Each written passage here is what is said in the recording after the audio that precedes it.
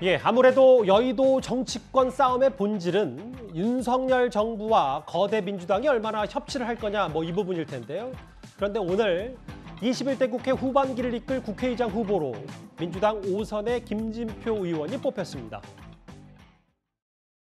국회의장 후보는 기호 1번 김진표 후보가 최고 득표하여 더불어민주당 제21대 국회의원 국회 후반기 국회의장 후보로 선출되었음을 선포합니다. 민생국회를 만들기 위해서 최선을 다하겠습니다. 국회의 권위를 지키는 의장, 할 말을 하는 의장으로서 역할도 하겠습니다. 제 몸에는 민주당의 피가 흐릅니다.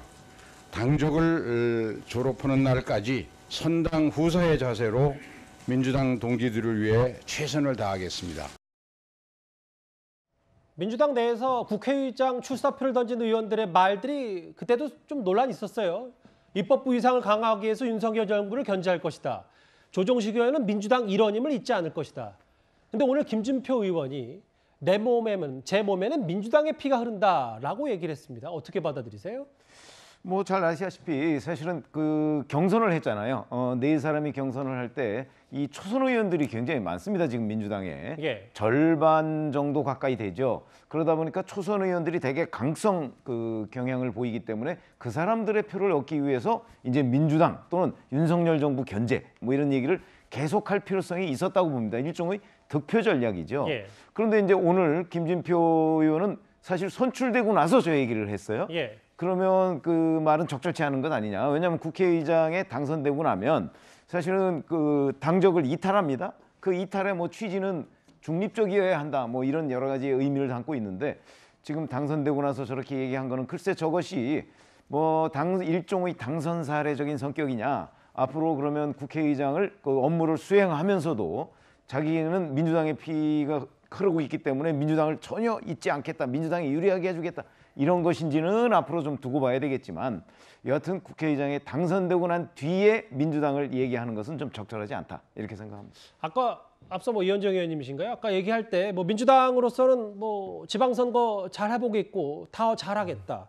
사과를 하고 나서 일단 또 민주당 그 국회의장 선출된 김진표 의원은 제 몸에는 민주당 피가 흐른다. 이게 중립성 논란이 계속 또 반대로 불거지는 건 아닌지 공동 비대위원장의 사과와 맞물리면서 어떻게 보세요? 저는 김진표 의원이 저 발언은 선거 전략 이제 최웅표 의원도 말씀하셨지만 나중에 얘기해서 문제라고 말씀하신 저는 저 네 분 중에 가장 그 강성이 아닌 분이 김진표 의원이라고 생각해요. 개인적으로. 그래서 김진표 의원이 본인이 이제 의장이 되고 나서 정말 민주당이 민주당을 위해서 뭘 하고 이럴 가능성은 저는 참 낮다고 생각합니다. 개인적으로. 그래서 사실은 민주당 강성 지지층 김진표 의원을 지지하지 않아요. 기본적으로. 그런 점으로 본다고 하면 김진표 의원은 제가 볼 때 중립적으로 잘 하실 것 같아요. 제가 볼 때 가장 이제 후보들 중에 중립적으로 할 수 있는 성향이 더 강한 분이 아닌가 개인적으로 그렇게 생각합니다.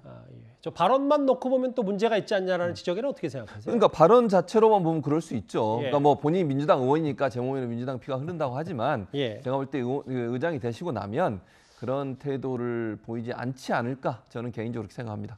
그리고 또 하나 당초 국민의힘에 넘기로 했던 법사위원장 자리를 민주당이 이제는 야당이 됐으니까 줄 수 없다 이렇게 맞서고 있는데요. 협상 당사자인 윤호중 비대위원장까지 이를 번복하고 나섰습니다.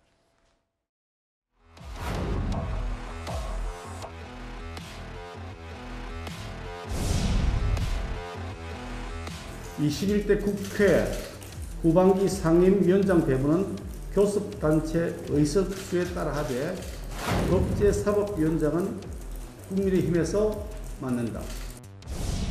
여당이 법사위, 야당이 이 예결위를 맡는 것이 앞으로도 이 국회가 지켜야 나가야 될 부분이다.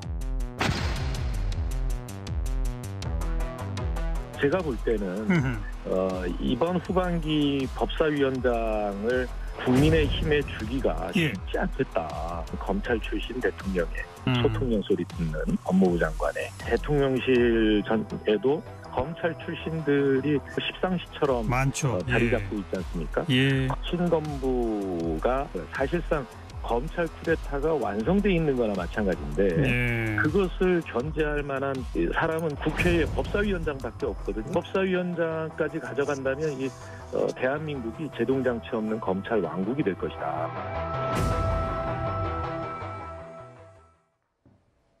당시 법사위는 국회 하반기는 국민의힘 거다라고 협상했던 당사자 윤호중 비대위원장마저도 검찰 왕국, 검찰 공화국 막아야 되니까 법사위원장 못 주겠다 이렇게 얘기를 좀 했거든요. 조금 전에 보신 장면은 왜 국민들이 정치인을 믿지 못하는가를 적나라하게 보여주고 있는 장면이라 봅니다. 자기가 서명하고 자기가 발표하고 자기가 국민 앞에 약속했던 약속을 1년 만에 저렇게 뒤집었습니다. 이유가 뭡니까? 검찰 쿠데타라는 이야기를 합니다. 언제 서초동에서 총칼 들고 나왔나요? 언제 검찰이 지금 쿠데타를 했습니까? 예. 아니 지금 검찰 출신 대통령이 됐다고 해서 저 약속을 깨겠다는 게 무슨 합리적인 논거가 되는 거죠? 자, 그러면 최소한 예를 들어서 본인이 원내대표 시절에 저렇게 서명을 하고 국민들 앞에 약속을 했으면 그 약속을 어겼으면 죄송하다는 이야기는 해야 되는 거 아닙니까? 그럼에도 불구하고 지금 검찰이 대통령이 됐기 때문에 지금 검찰 쿠데타를 했기 때문에 못 주겠다는 게 도대체 무슨 논거로 저런 이야기를 하는 거죠? 앞으로 이러면요. 정말 앞으로 국회에서 저런 모습 이제 저런 거 국민들 안 믿습니다. 누가 믿겠습니까? 저렇게 바꾸는데 무슨 국민들이 국회에 대해 신뢰를 하겠어요? 박병석 의장 당시에 본인이 중간에 서서 저 약속을 추인했지 않습니까? 그럼 최소한 뭐라도 이야기해야 될 거 아닙니까? 자, 국민들이요. 뭔가 좀 신뢰를 믿고 싶습니다. 정치인의 말을 좀 믿고 싶어요. 그렇지만 저 모습 보십시오. 앞으로 어떻게 믿겠습니까? 그래놓고 협치를 하자고요? 그래놓고 국민들한테 믿어달라고요? 사과한다고요? 과연 국민이 믿겠습니까? 저 약속을? 예. 제가 서영주 대변인께 이 질문을 드리는 게 어떨까 싶어요. 오늘도 보니까 제가 방송 전에 기사를 접해보니 박지원 공동비대위원장이 사과를 하니까 당원 게시판에 왜 사과하냐.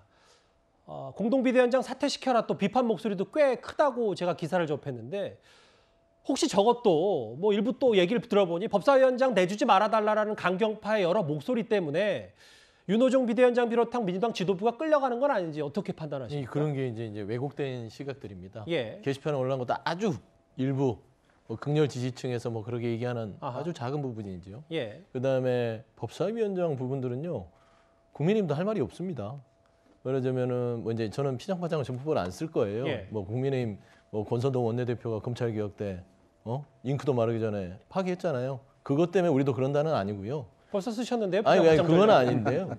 말하자면 지금 국민의힘하고 7월 그러니까 국민의힘에게 법사위원장을 준다라고 했던 거는 조건이 있습니다. 예. 부칙 조항에 법사위가 가지고 있는 체제자구 심사권 권한을 줄인다. 예. 그래서 법사위가 다른 상임에서 올라온 법안들에 대해서 문구만 검열을 하고 그런 거를 축소 심사를 해야 되는데 그거를 법을 다 막아버리고 권한을 법사위가 다 가지고 있으면서 입법부의 기능을 법사위가 다 독점을 하는 그런 폐해가 있었습니다. 그래서 그것을 개선을 한다면 법사위원장을 주겠다는 건데 이게 당시에 일하는 국회법을 만들면서 같이 논의가 됐어요. 근데 당시에 국민의힘에서 그걸 반대하면서 법사위의 체제자구 심사권은 줄일 수 없다. 그래서 개선된 게 하나도 없습니다. 아마 제가 봐서는 지금 민주당이 말 바꾸기를 한다. 협치에 발목 잡기, 협치하지 않는다. 이런 프레임 때문에 지금 이런 얘기들이 오가는 것 같은데요. 그 얘기를 실질적으로 하면 그 얘기를 하면 되는 건데 또 윤호중 비대위원장이 검찰 왕국 막기 위해서 못 준다고 제가 하고 이제 있거든요. 두 번째 설명을 드리려고 그래요. 그래서 이제 예. 그 두 번째로 보면은 이제 지금 그런 프레임에서 벗어나서 원내대표끼리 합의를 할 거예요. 예. 그러면은 그 축소 심사 권한에 대해서 그러면은 그거를 축소하자. 그런 법사위원장 원칙대로 가져가라. 아마 그런 논의가 있을 것 같고요. 두 번째 말씀드리는 것은 지금 윤호중 비대위원장의 말씀은 한 3분의 1은 맞는 얘기예요. 검찰 출신 대통령, 검찰 출신의 법무부 장관과 차관, 예. 그다음에 대통령 주위에 검찰 출신들로 온통 돼 있습니다. 행정부가요. 지금 행정부의 중심들이. 알겠습니다. 그런데 그거를 견제하려면 입법부에서 견제와 균형을 맞춰야 될 거 아닙니까? 상권분립에서 입법과 행정이 견제와 균형이 돼야 되는데 입법부마저 법사위에 국민의힘이 법사위원장을 맡으면 행정부가 온통 검찰 권력의 중심이 돼 있는데 예. 어떻게 견제가 되겠어요? 그거는 이건 국민들이 상식적으로 생각해도 좀 이해를 하실 수 있다. 좀 그런 생각을 갖고 있습니다. 알겠습니다. 다른 취재 발언들도 각기 다 들어봤고요. 국회의장과 법사위원장 공방 얘기 만나봤습니다.